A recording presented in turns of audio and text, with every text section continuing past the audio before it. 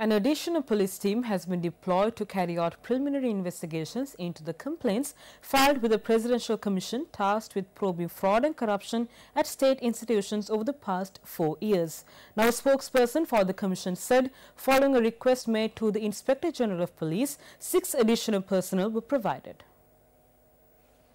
The recording of evidence of complaints filed will resume on the 22nd of April, with testimonies on the controversial accord of importing dairy heifers to Sri Lanka to be recorded on that day.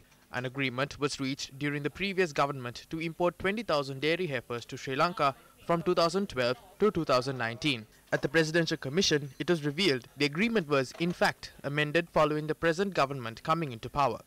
It should be stressed, in the first phase, 5,000 heifers were imported and some of them died, falling victim to various diseases.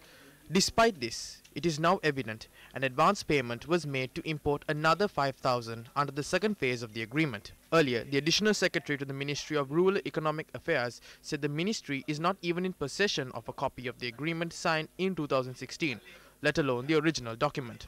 A copy of the agreement obtained from local agents of the controversial Australian company was later submitted to the Commission by the Additional Secretary.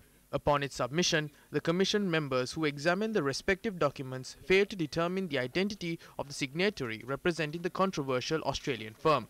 Newsfirst previously exposed the approval of the advance payments in this regard was given a few days prior to the retirement of the former secretary to the respective ministry, who is the wife of the Secretary to the Prime Minister, Saman Ekanayake.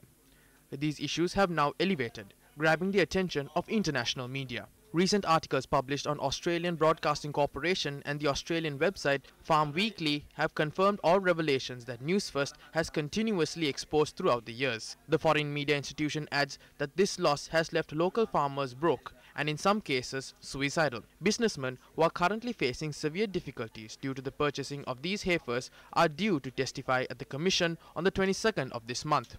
To the state officials as well as state and private institutions responsible for importing these heifers to the country, which jeopardize the future of the country's dairy farmers.